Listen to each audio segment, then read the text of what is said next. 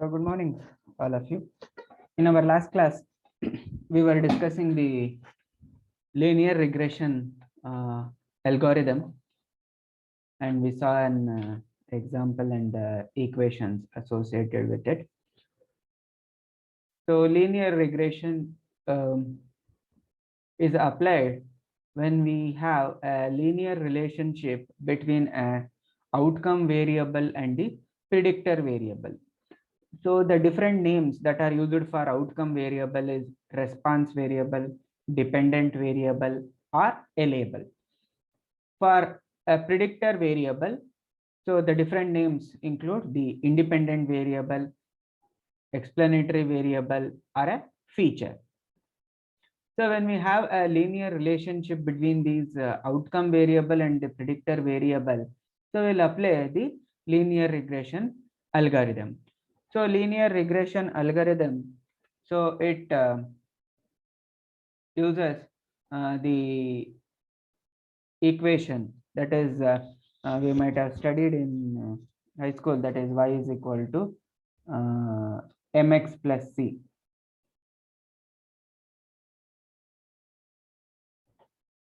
So this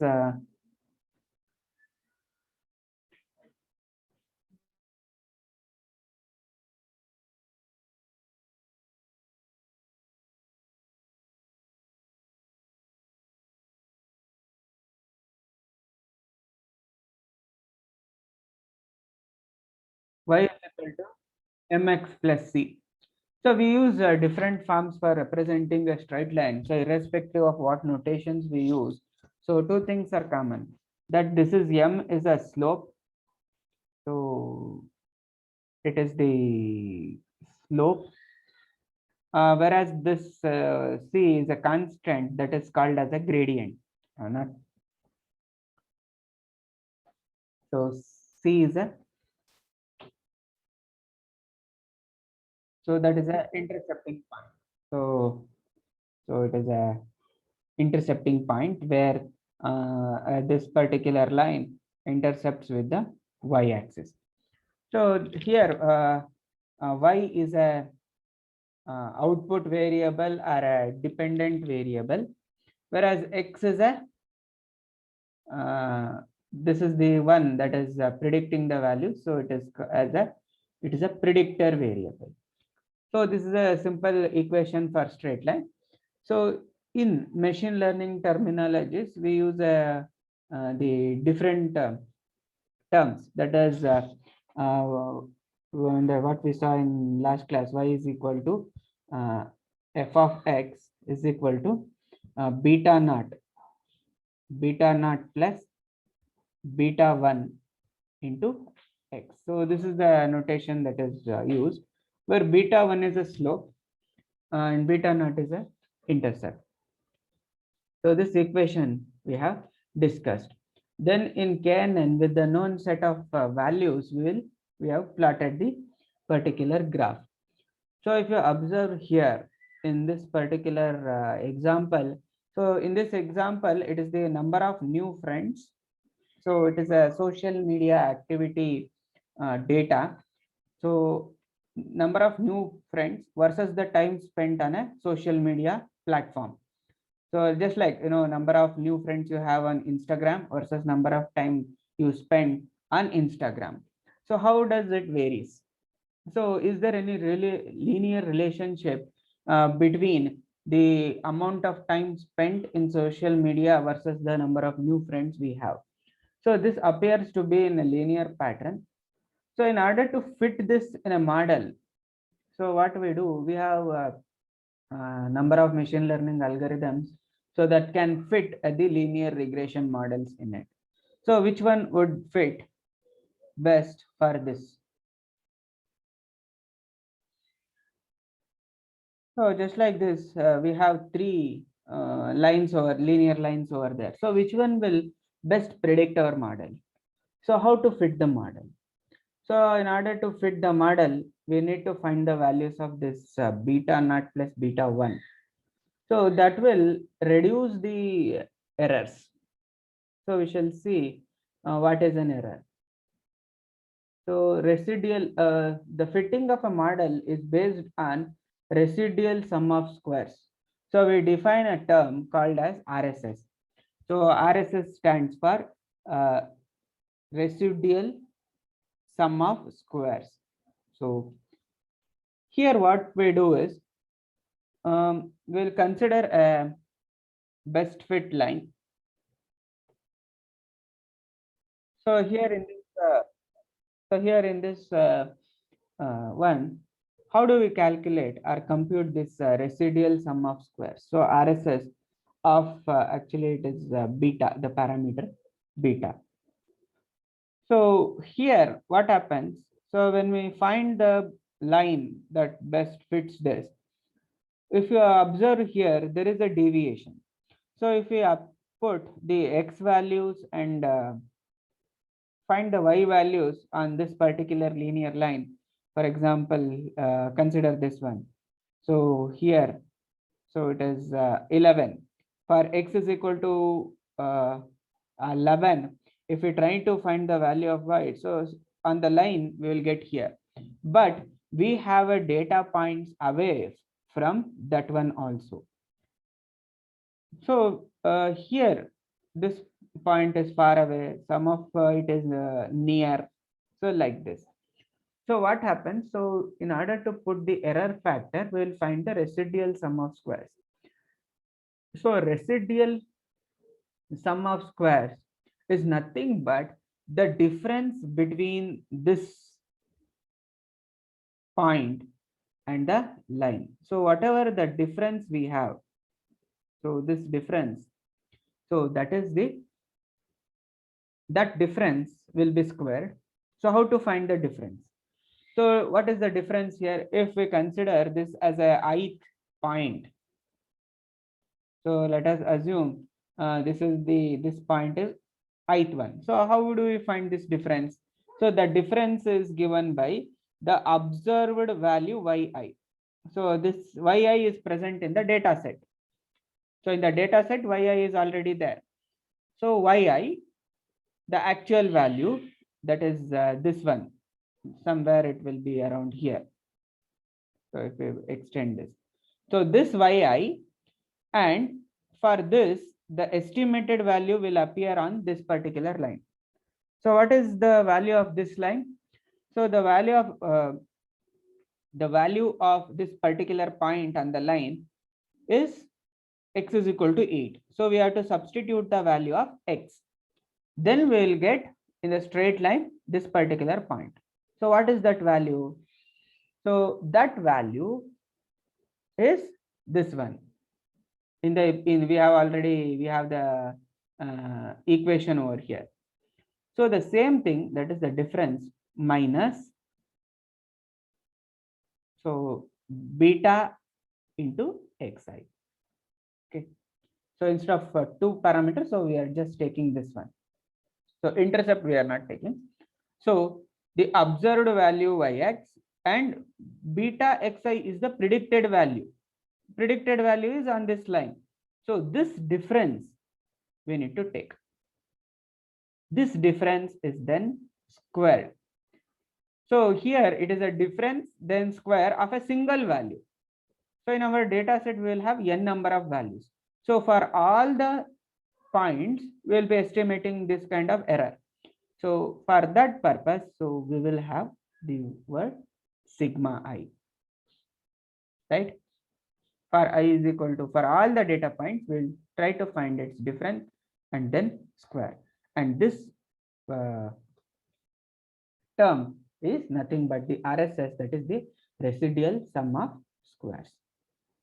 So to minimize, our aim is to minimize, whenever we fit the model, the aim is always to minimize the value of this RSS. So in order to minimize this RSS, so we'll have one general equation. So differentiate this one with respect to beta, and then we will set it equal to 0, then solve for beta. So this is how the model works. So the equation, so this is the equation which we saw in our last class.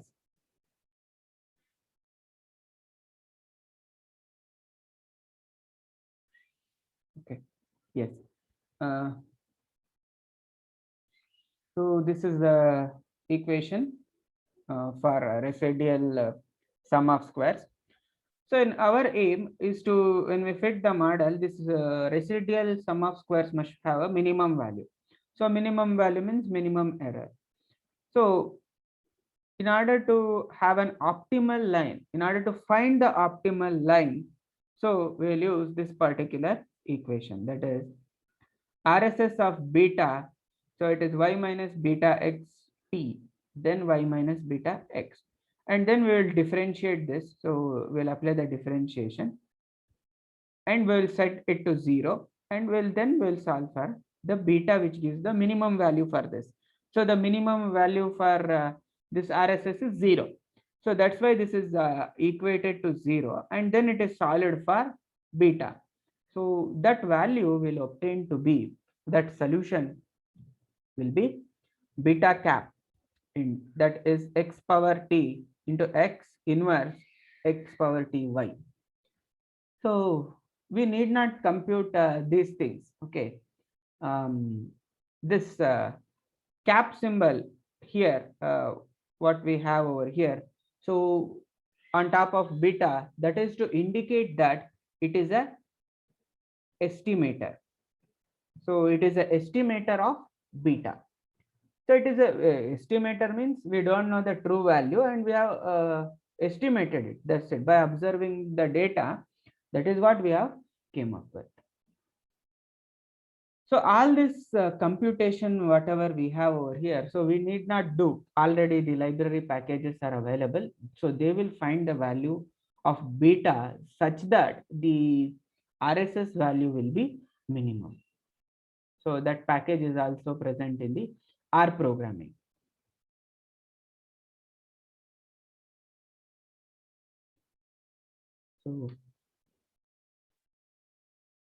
So then we discussed the R code also for this, where this LM is a linear regression modeling. So Y versus X. So that model will be built, and then we will call the model, and it will print the results. So it will print the coefficient of intercept and X, that is a slope and intercept it will print. So minus 32.08 and 45.92. So they are the beta naught and beta 1. So then we'll take the coefficients, then a plot of graph can be made. So the estimated value of y, we can write it as y cap because it is an estimated value. So y is equal to now minus 32.08 plus 45.92x. So this is the equation. So now this equation can be plotted as a graph. So that we'll see. So this is the equation we have over here, and this is the plot, this line. And then on the other hand, we have one more, that is the graph, that is the time spent versus the frequency. So this is again the model on a fitted line for people with 5 new friends.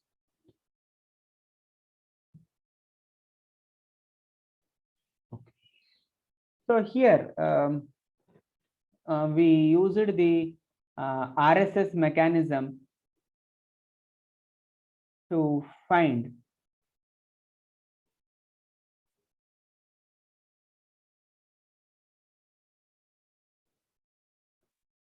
but actually what happens is we need to extend beyond the least squares.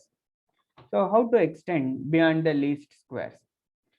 So there are some ways in which we can extend beyond the least squares. So they are adding the assumptions about the error in the equation, adding more number of predictors, and transforming the predictors.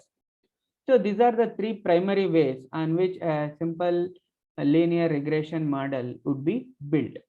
So how do we add errors into the model? So for that particular purpose, what we do is we'll try to predict y for a given value of x, and then our prediction will be deterministic. And it doesn't capture the variability of the observed data. So in the previous example, so if we observe for number of new friends is equal to 5, there is a variation. So this graph is time spent, frequency, number of friends. So it is varying. For x is equal to 5, there is a variability among the time spent on the website. So we want to capture this variation in our model. So in order to capture this variation in the model, we have to add the error. So that we also call it as noise. So how do we add the noise? So noise is added into this particular equation.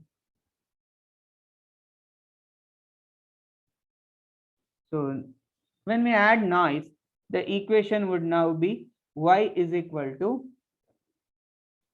beta naught plus beta 1x plus epsilon. So this epsilon is a new term and it is called as a noise or error. So it accounts to the relationship that are captured. So this is also called as an error term, or epsilon represent the actual difference between the observation and the true regression line. So that is the estimation. So what here we will make one more assumption that this epsilon or noise, so or the error factor, so it is normally distributed. So when we say it is normally distributed, so we'll take the variance. So a normal distribution from 0 to sigma square, where sigma square is a variation. So our assumption is here the noise, whatever we have, noise is nothing but the difference. So difference between the observed value and on the regression line. So this variation is normally distributed across the model. So across this line, this error is normally distributed. So when we say it is a normal distribution, so automatically variance we have to capture. And it is sometimes not reasonable assumption when we know that it is not a linear distribution. So, but the assumption is that the noise is normal. So a normal distribution is assumed. So with this assumption on distribution of noise, so we can again have a conditional modeling. So what is the condition that we can apply on this? So the condition is the probability estimation, that is y on x. So this is a conditional distribution.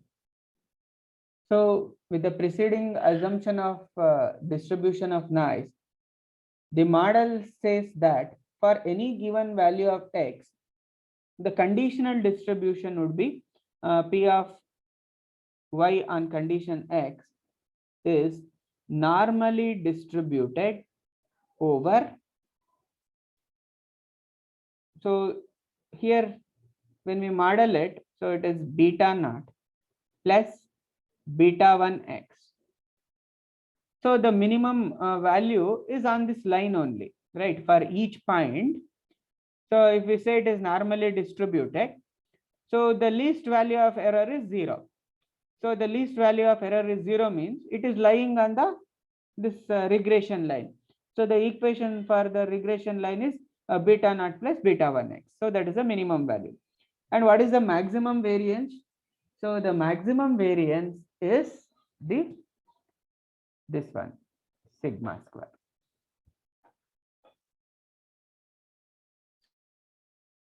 So this is the probability distribution. And this is the equation if we consider it the conditional distribution. So where the conditional is based on the normal distribution with the observed value on the predicted value on the linear regression line and the variance. So here if we want to find the set of people who had 5 new friends, the amount of time they spend on a website has a normal distribution.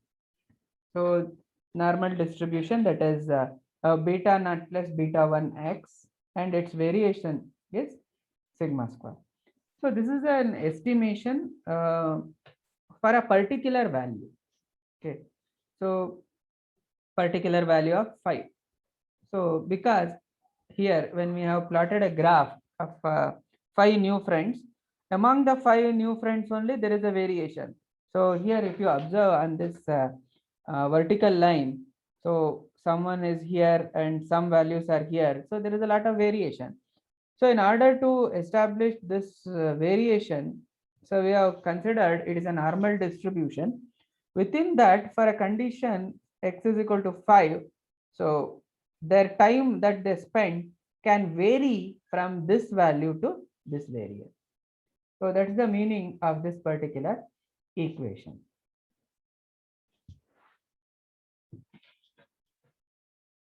So next, if we want to find the errors or observed data to estimate the variance of errors. So what we can see is the observed errors are the residual themselves. So how do we estimate the variance? So here the error it indicates how far the observed data point is from the line itself. And we treat these differences as the observed errors are residual themselves.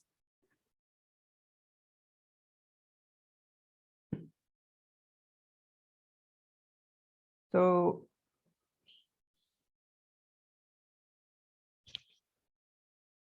here is the equation for that particular observed errors are residuals.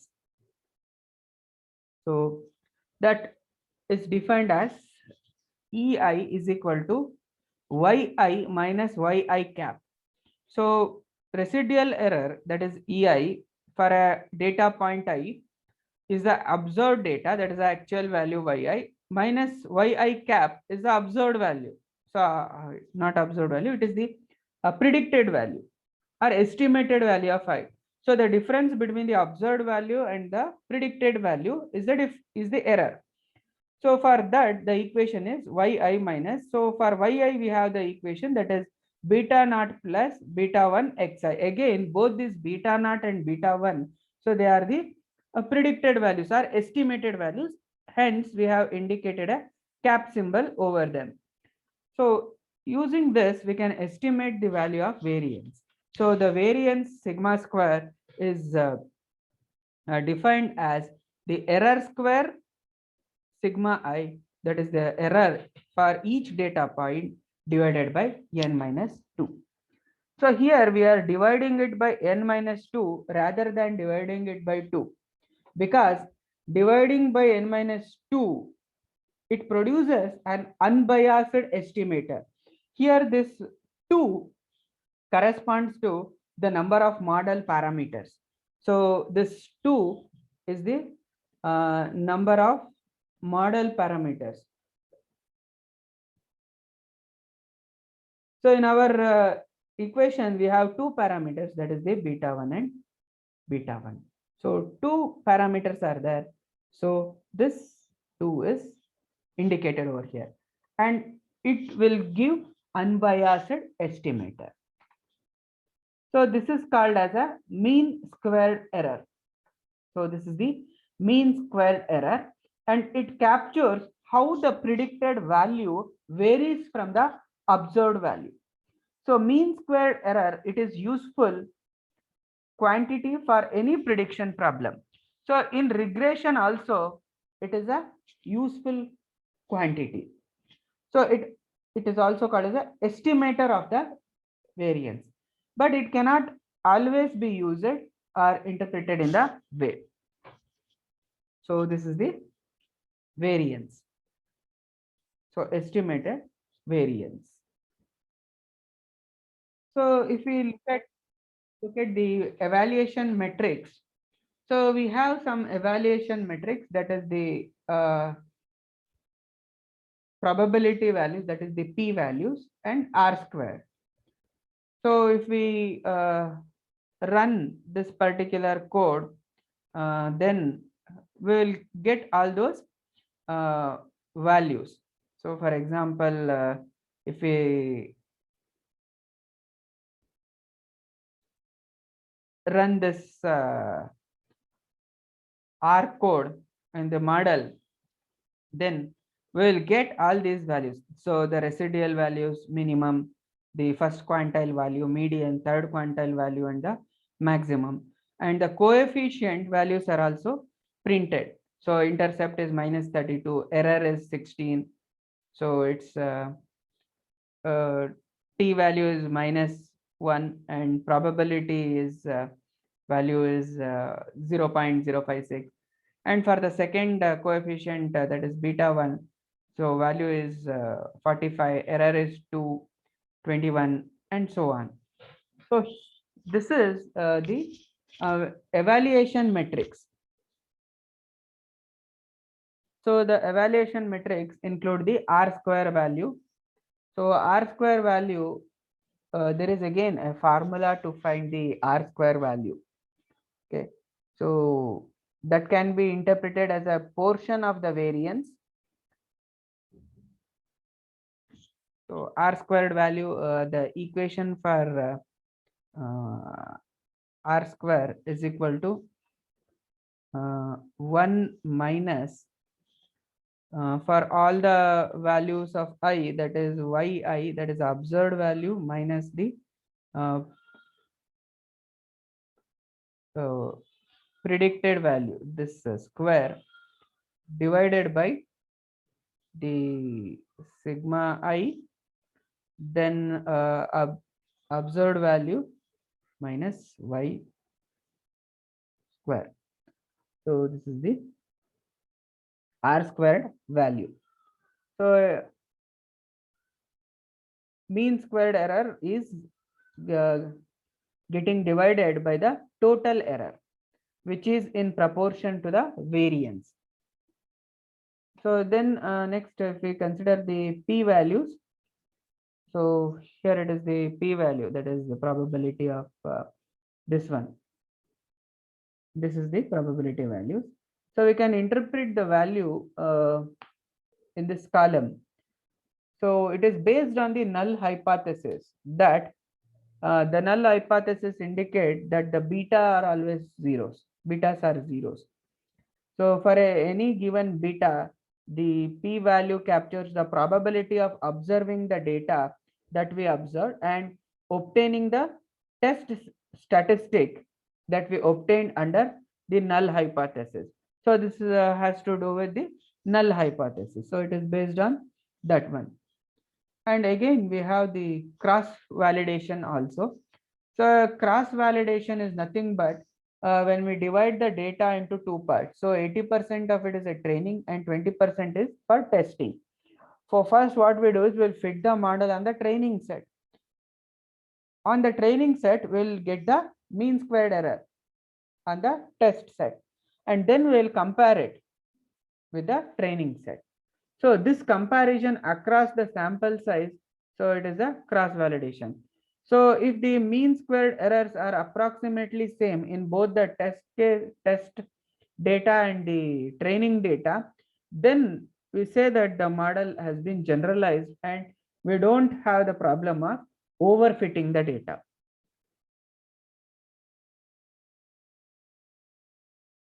So more data improves the result, but only if the model has a right complexity.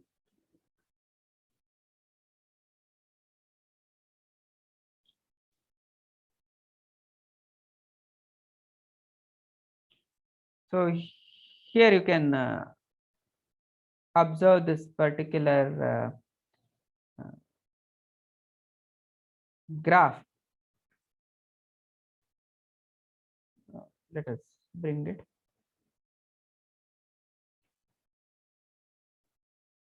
So here, this is the comparison of mean squared error in training and the test data taken from one particular slide.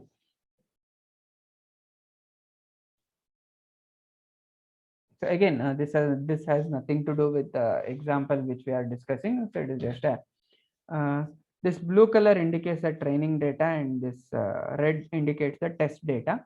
So here there are the few examples that they have plotted. So how it is varying.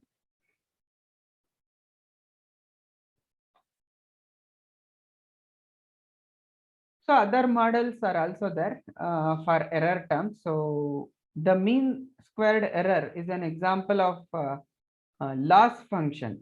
Okay. So this is the standard that is being used in the linear regression because this mean squared error, it's a nice measure to say how closely it fits. So it has additional desirable property that by assuming the epsilons are normally distributed. So we rely maximum on this particular likelihood principle. So one is that the normal distribution of the errors, and secondly that this mean squared error what we take, so that will best fit our model. So there are other loss functions such as few that relies on absolute value rather than on squaring. So here we are squaring the values of the difference. So there are few other functions which doesn't square this difference. So instead they predict or they evaluate based on the absolute value itself. So it also possible for us to build a custom loss function. So which means we can have our own custom functions also in spite of using the mean square errors. So adding other predictors. So far in this example, we have only one predictor variable, that is the x. So what we can do is, so we can add other predictor values also. So which means, so we can have more number of predictors. So if we look at a simple linear regression, so only one outcome variable or dependent variable and one predictor. But we can extend this model, for other predictors also. So if we include more number of independent variables, then we will obtain the multiple linear regression. So the equation for a multiple linear regression would be like this, where y is equal to beta naught plus beta 1 x1, beta 2 x2 and beta 3 x3 plus epsilon. So here x1, x2 and x3 are the three independent variable. So again, we have a linear relationship, so that can also be modeled in R programming. So we can build the scatter plot of y against these predictors and histograms. Then again, we can have the same R square p values and then training testing can be done. So other predictors, instead of having the linear this one, we can also have the transformation of the variables. So the transformation of the variables means, so here this x square can be written and x cube. So, but how to apply linear regression on these? Because these are not linear functions, so x square and x cube. So they are polynomial. So in order to make it linear, so what we can do is we can have a new variable. So instead of calling it as x here beta to x square, so we can call it as beta to z, where z we can evaluate to x square, like that. So this is called as a transformation. So from one predicting for f 1x predicting 1y, so that was a linear relationship. So we can have a polynomial relationship. So and polynomial relationships can be expressed by introducing a new variable to build a regression model on Z. So other common transformations that we can apply on this equation is the logarithmic. So we can take a log.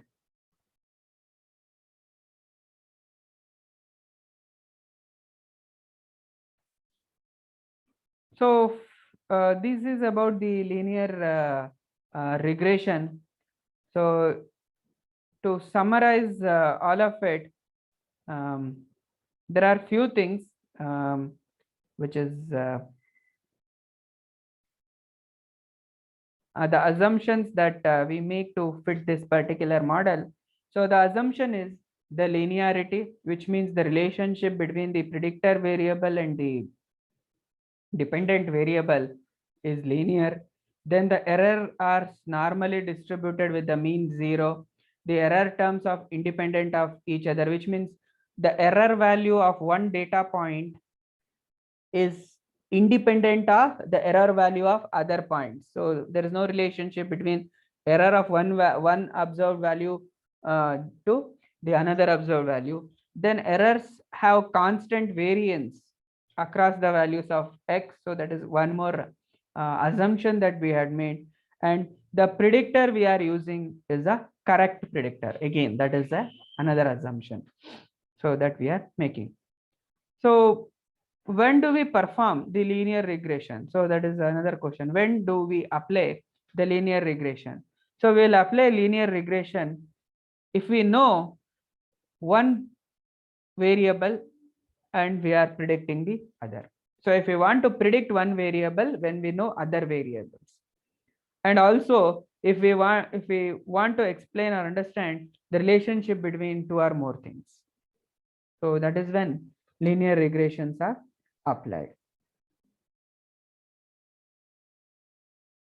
So based on this, one exercise is there. Okay, we can have our own, data set. We can build our own data set with some values, and then we can put the histogram plot and build a regression model. So to see whether it covers the true values of beta or not. Then we'll use some more variables. And then play around with the data by changing the parameter values and all those things. Okay. So this is about the linear regression. So in our the next class, so we shall discuss the next algorithm, that is the k nearest neighbor. So you can enter your attendance in the chat window and exit.